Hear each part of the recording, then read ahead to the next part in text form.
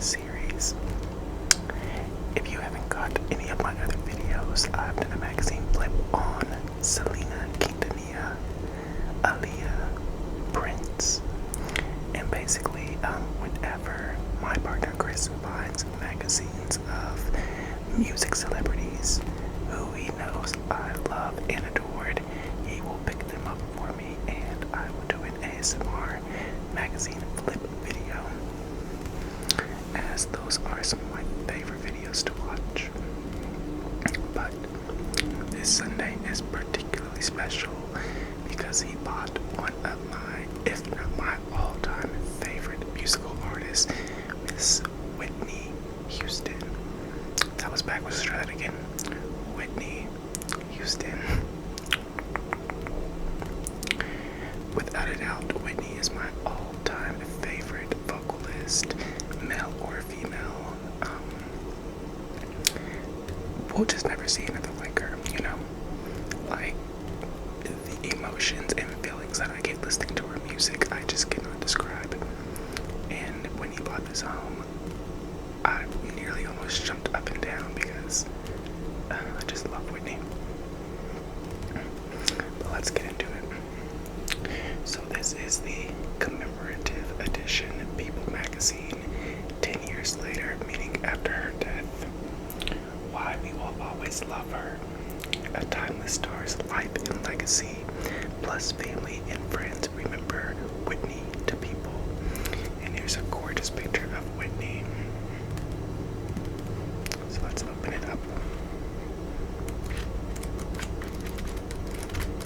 And I've just very, very briefly looked through a couple of pages. So this really is my first time getting into the magazine. We have a very beautiful and vibrant young Whitney Houston here. What her age is here, I don't know, but I would guess somewhere in her 20s. And then, I forget what you call this page, but just the page kind of detailing what the different pages entail. So up here it reads, "A Voice for the Ages. Whitney Houston at the Grammy Awards in 2009.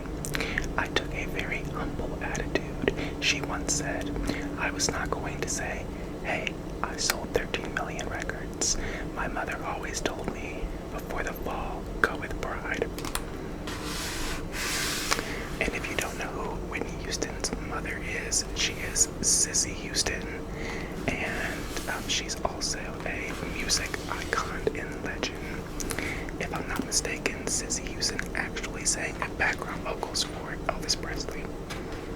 Someone please fact check that for me, but I believe that is correct. Okay. I don't really know what's going on this page. Let's see. Legendary lineup. In 2003, Houston sang at VH1's Divas Duets with From Left, Beyonce, Jewel, Mary J. Blige, Chaka Khan, Stevie Wonder. Wait, hold on. This is right. Beyonce, Jewel, Mary J. Blige. And they messed this up because Stevie Wonder's over here, Chaka Khan is over here, and Queen Latifah is over here.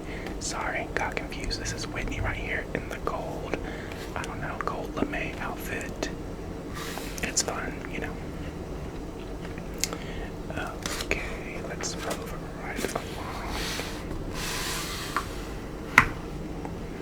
So I'm assuming on this page is basically a lot of, well, we're not going to say a lot of, because I believe this is Whitney right here. I know Ariana Grande was heavily influenced by Whitney Houston, Mariah Carey, all of those powerhouse divas. So it says next gen superfan. Ariana Grande sported a Whitney shirt while out in New York in 2018. She inspired me to start singing as a little girl, Grande told Billboard in 2013. When her own debut album took off, I'd watch The Bodyguard and tell my mom I wanted to do that one day. And that certainly she did, because Ariana is a icon and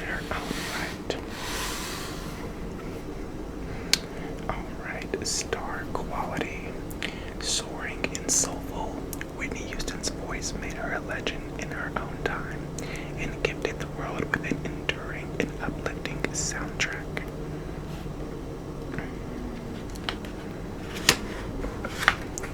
Alright, I feel like we all know this look. This is I Wanna Dance With Somebody, a very classic and iconic Whitney Houston look. Very young, very pretty. Let's see.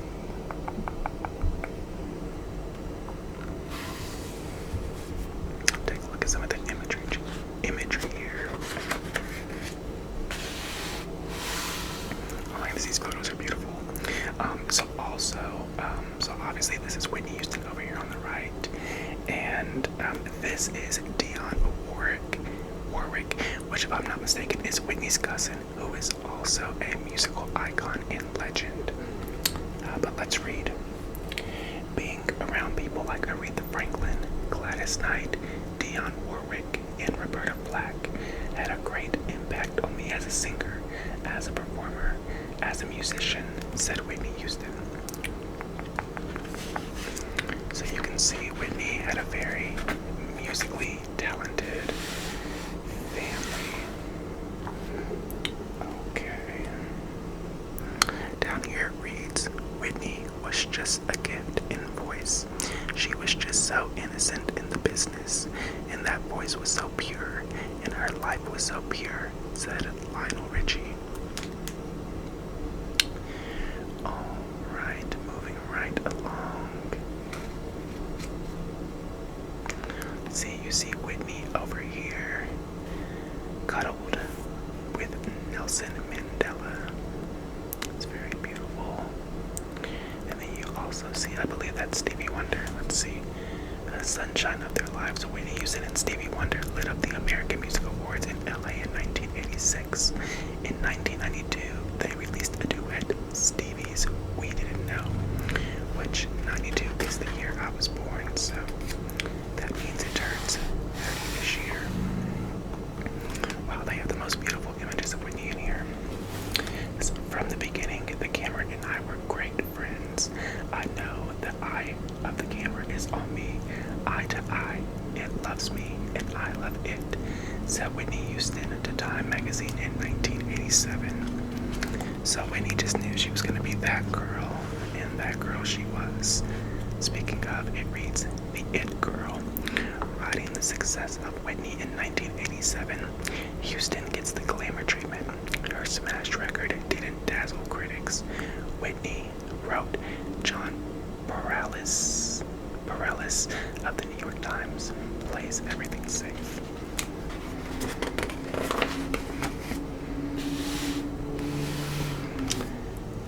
Okay. I'm so sorry there's so many loud cars. Like, it's Sunday. Go to church. See down here on the bottom left it reads, I always revere her talent. I think she made an indelible mark on the world. Mariah Carey on Whitney Houston. And it was so weird because, as they do in pretty much all industries, female driven, they always want to pin the female artists against each other, and that was a big thing with Mariah and Whitney Houston, and they're both two incredible talents in their own right, and they don't need to be compared to each other. So I always enjoy that. Whitney and Mariah cleared up that they were friends, and there was no reason to compare the voices of the two. Okay, on the top right it reads, The Voices Together. In 1992, a pregnant Whitney Houston teamed with Shaka Khan and others for the video of I'm Every Woman. The Ashford and Simpson composition was a hit for Khan in 1978 and Whitney in 93.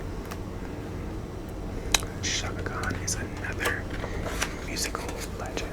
Okay, this is exciting. We love this very 90s classic Mariah Mimi, with the Jessica Rabbit style hair, slim dress. It's pretty much how you always see Mariah Carey. This is a fun picture. They look happy, they look excited. But let's get to what is really important on this page. We see Jermaine Dupri down here. That is Jermaine Dupri, right? Yes, it is. Okay, just want to make sure. Right here, we all know the 1990 Super Bowl where Whitney absolutely annihilated the Star Spangled Banner, and I still listen to that on a semi-regular basis. Like, it's that good. So if you don't know it, I suggest you go YouTube it and be amazed. Alright, we have Whitney shining here. It says, I walked into this business with faith. Somehow I knew this is what I would do. I just love to sing, said Whitney Houston. If you know, you know. Okay, wow, we have a super young Whitney here. I wonder if she was even 20 yet. On the bottom right, it reads, before she was famous, churchgoers knew her as Sissy Houston's daughter, the girl with the marvelous voice and respectable manners who played piano. And then if you did not know, Whitney Houston's nickname is Nippy. So growing up, Nippy, she was a polite child who rarely sought attention, but who found it anyway. While still in high school, Houston was working as a fashion model and turning down record contracts. Can you imagine? In high school, I was dealing with cystic acne. Like, me and Whitney were not built the same. Let's see, there's a very young Whitney Houston. On the right, it reads, I'm not surprised she got famous. It's in her blood. Childhood friend Liza, Donnell said, or Donald. Not sure how you pronounce it. I'm not familiar with Liza or Lisa. Let's read this right here. Jersey girl. The soul of who she was, coming of age in Newark, was with her wherever she was in the world, observed Essence editor at large Mickey Taylor. So she's from Newark, New Jersey, so you know Whitney wasn't raised, from what I understand, in a particularly, glamorous lifestyle, even with her mother, being a household singer at the time. Which, this is Sissy Houston right here, her mother. So on the top right it reads, mother and daughter, recording with Sissy Houston in 1979. The first time Whitney was in a studio was in 1963, when her mother was working at Atlantic while pregnant with her. So you see, Whitney she just always had it. She was always going to be that girl. And look at this smile she's given over here. A smile even Tyra Banks would be jealous of. And we have a picture of Whitney's family. This is her brother. I'm gonna say he's a half brother. I can't recall his name. Gary, I see it. So the Houstons, circa 1979, left to right. Brother Michael. Oh, is his name Michael? Oh, I'm confused. Anyways, Michael, Sissy, Whitney, Dad John, and brother Gary. For 40 years, said the Reverend DeForest Soares, a Bailey friend, Sissy was managing the life and future of a superstar. And once again, smiles, smile in her eyes. Oh my goodness, if you haven't seen this performance, I would also suggest looking this up. I believe it was her first TV debut, and she sang a Diana Ross song. Incredible, absolutely incredible. Okay, so that's a national TV debut.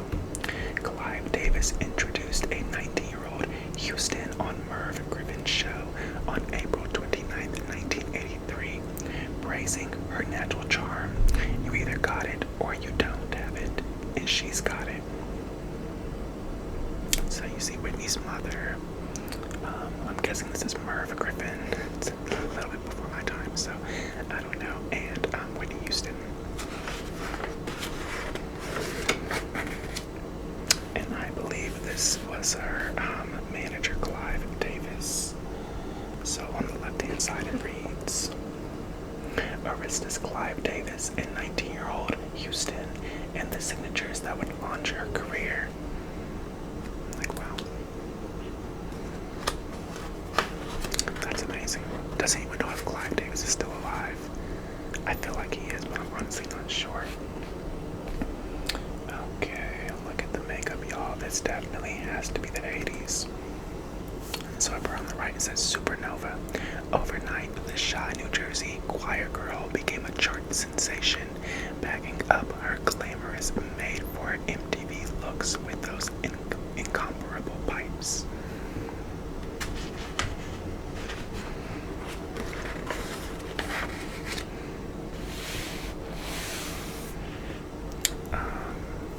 I feel like I should know what performance this is from, but I can't recall right now. But let's read a couple of the passages. Can't see. So on the left-hand page at the top one, that reads Sparkle Plenty. Above, Houston in the 1986 music video for How Will I Know. Singer Alicia Keys recalled as a wide-eyed kid watching this beautiful, incredible woman and singing along in the mirror. There you go, it's How Will I Know. And then up here on the right-hand side it reads, along with an appealing romantic innocence, she projects the commanding dignity and elegance of someone far more mature, which was a New York Times review of Houston's debut album. Oh, look at this dress.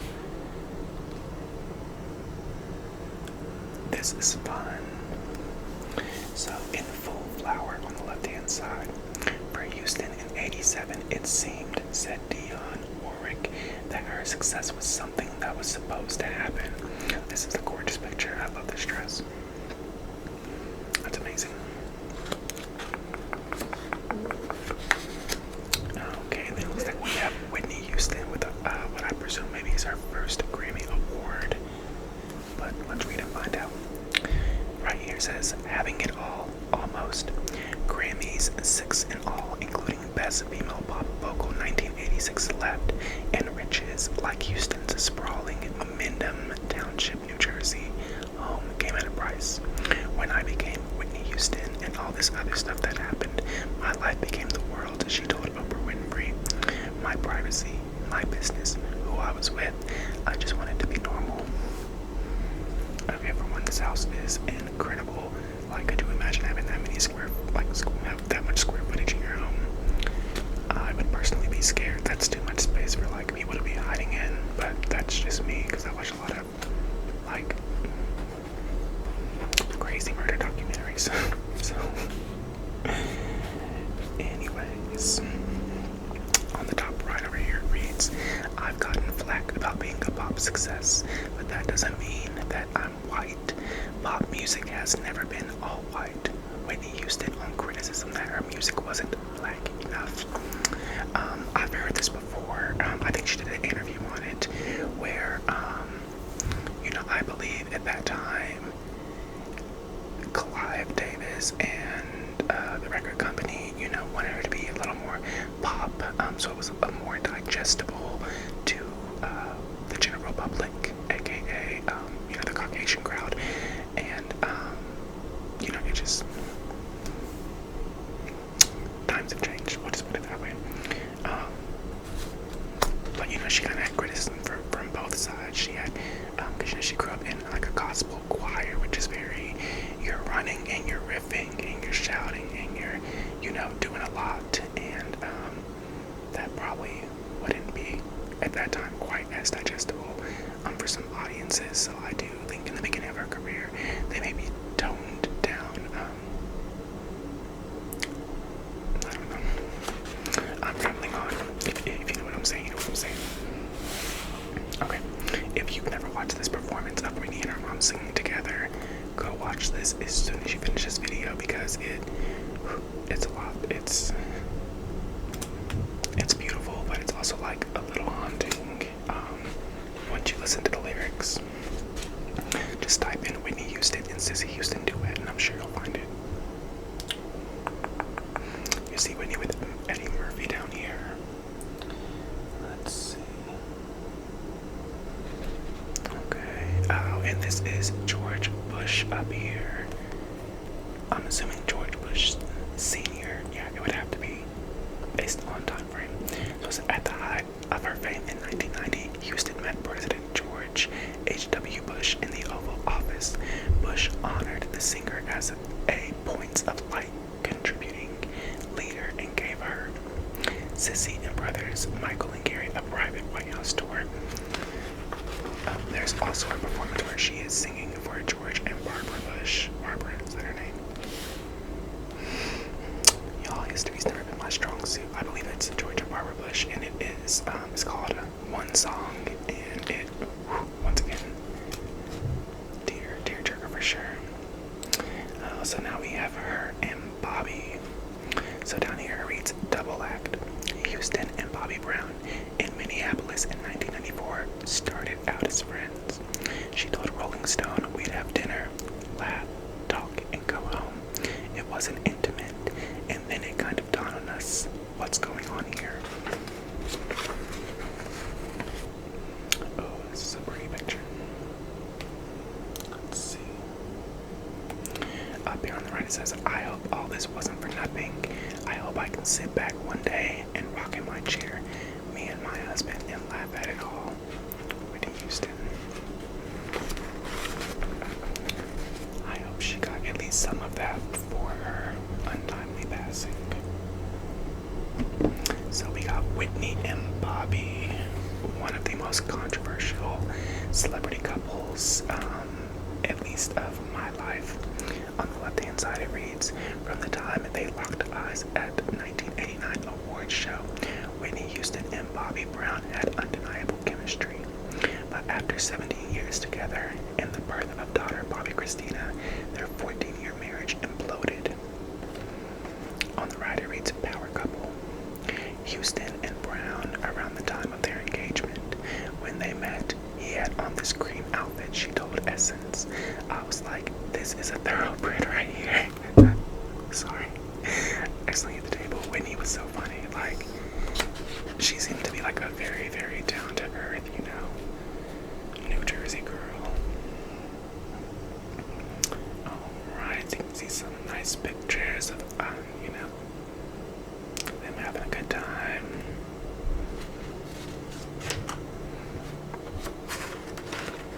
I don't want to delve too much into the Whitney and Bobby Brown because, we're here to commemorate her talent and success and not talk about some of the more controversial stuff. We have a beautiful young Bobby Christina here with a Angelica doll. It reads, "We are family," Houston told Good Housekeeping. She was the parent who disciplined Bobby Christina. Mommy says no, and Daddy says yes. That kind of thing. She's the love of his life.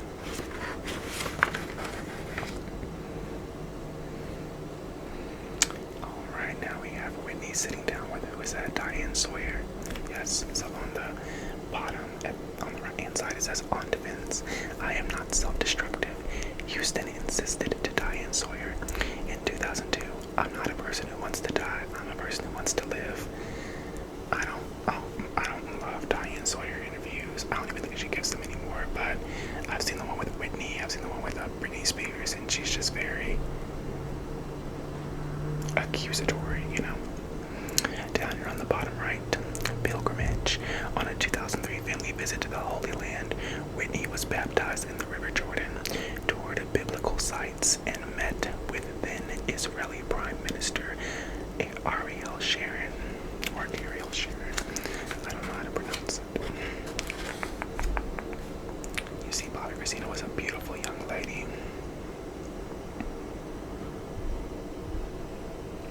Okay, I'm just going to read a little bit of this. We all know Bobby Christina did also pass away, very unfortunately.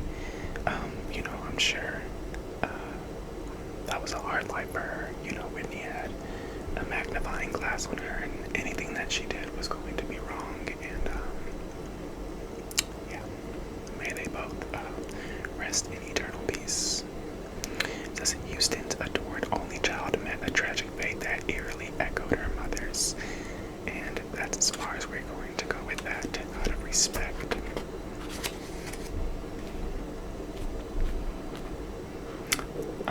And this is when she started doing movies. So it's a screen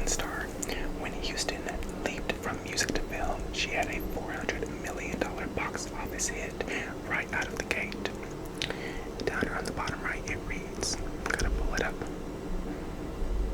The bodyguard for her first big screen effort, Houston played a character close to home, a superstar singer.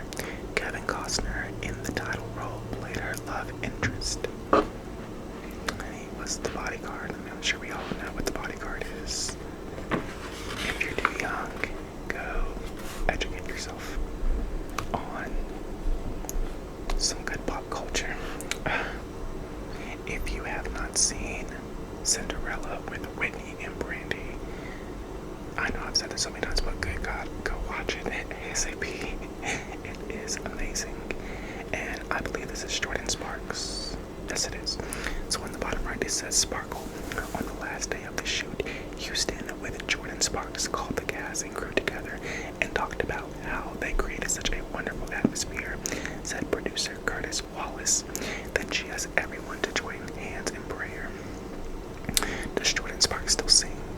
I always loved her voice, but I feel like I haven't heard anything from her in a very, very long time. And then if you know, you know, Waiting to Exhale. If you've never listened to the album, the movie album, you've been deprived. It's full of powerhouse singers, and it just, every song goes on the album. On the top right, it reads, Waiting to Excel. Whitney and I had this instant connection. Co-star Leela Rochin. So I don't know how to say her name. Far Right says of the 1995 ensemble comedy based on the Terry McMillan novel. We had the time of our lives on that movie. It was fun. It was real. It was everything it was supposed to be. So as you see, Whitney was literally a triple threat because she would even throw in a couple of, little dance moves.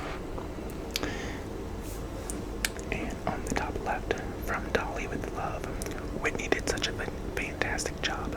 Martin told People, I thought, wow, I wrote that little song. That's when I felt my worth as a songwriter. Barton used royalties from the hit to invest in a predominantly black Nashville business district. So if you don't know, Dolly Parton was the original singer and songwriter of I Will Always Love You, and her version is also absolutely incredible. Just a different style. And then Whitney did a cover of it, and we all know I Will Always Love You, one of the most iconic songs of all time. And I've always loved Dolly Parton. Like, she just, her personality, her sense of humor, her kindness, she just always seems like if I were to be in the celebrity world, it's someone I would love to cross paths with, or even I would still love to cross paths with her. Dolly, if you see this, let's do dinner, okay? Alright. The comeback. So we all know Whitney got into some rough patches in her life, and she was out the music game for a while. So on the top right, it reads, newly single, Houston worked hard to regain the glory of her earlier career, but despite her lingering gifts and strong effort, even she knew the high notes of her past might be forever out of reach. And something I want to commentate on, I'm no professional singer, but I did sing in a church choir when I was younger, and I love watching singing videos, like the videos where vocal coaches react to different songs. And I did watch a very lengthy one on Whitney Houston and Mariah Carey, and they basically said, well, yes, Whitney's substance abuse did contribute to her substance abuse, and smoking did contribute to her breakdown of her voice. They also did say that the majority of the decline of her voice came from how much they worked her early in her career.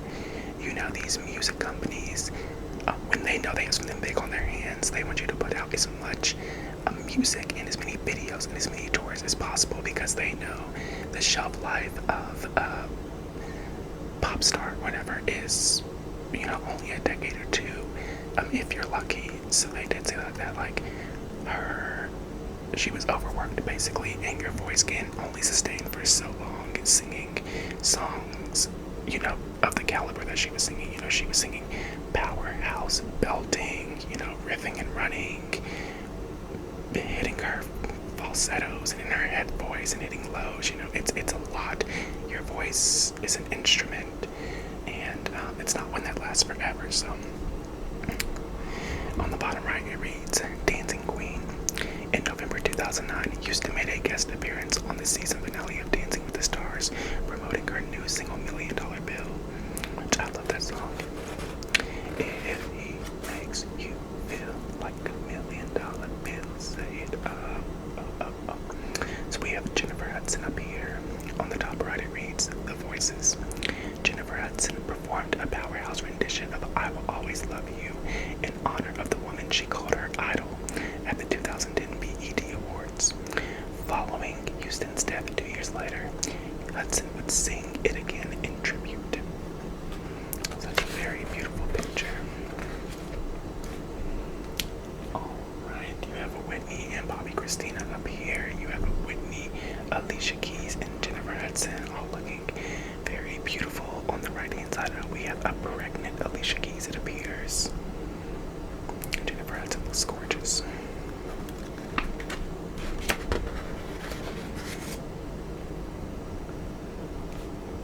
Alright, we're starting to get into some of those rougher later years times, so I'll let you see the imagery, but I'm not going to read too much on these pages. So this beautiful picture, Whitney on the right, was her final red carpet at Houston outside True Hollywood on February 9th, 2012. And then we all know she passed away in the Beverly Hilton Hotel, which is a very famous hotel from what I understand that a lot of celebrities stay at. And then we just have some photos of her, reaction from fans and funeral after the passing of the legend, Miss Whitney Houston. We have Jennifer Hudson singing her absolute heart out. As a girl, I'd sit in my mama's house and sing I Will Always Love You. That's why performing it in tribute was so overwhelming. And that makes complete sense. The Whitney we knew, on the left-hand side it reads, kind of lift it up. She had this magical way about herself, even as a little girl. In interviews with people, family, and other loved ones, share their personal memories. On the bottom right, at home with the Houstons, already a huge star in 1987, Whitney was still nippy at the family's New Jersey abode with parents John and Sissy.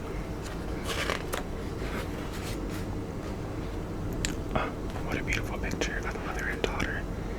It says like mother, Sissy, and Whitney posed together for publicity photos in 1989. Whitney looking cool and Sissy with their leather jackets on and their big 80s hair and their pretty white smiles and gleaming eyes.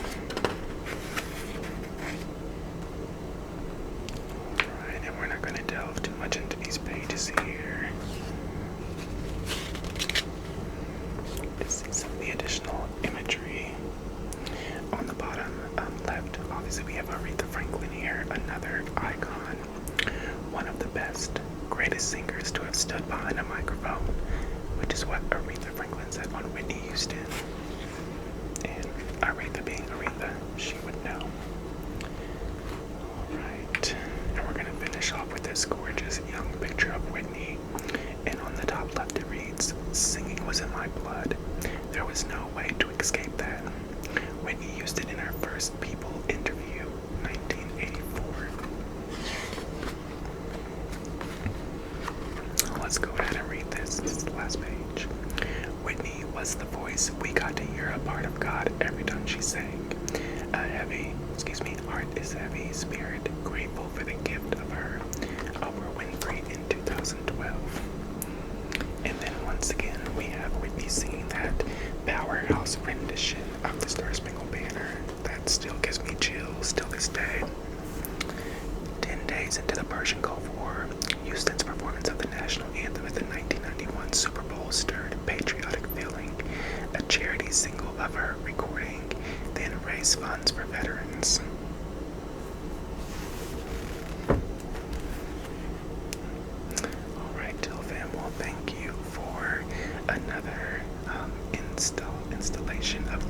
never die for Miss Whitney Elizabeth Houston. We love her, we miss her, and like I said, if you haven't seen some of these ridiculously talented performances, I suggest you go check them out. Well, until next time, until fam, y'all take care, and I'll see you in the next video. Besos.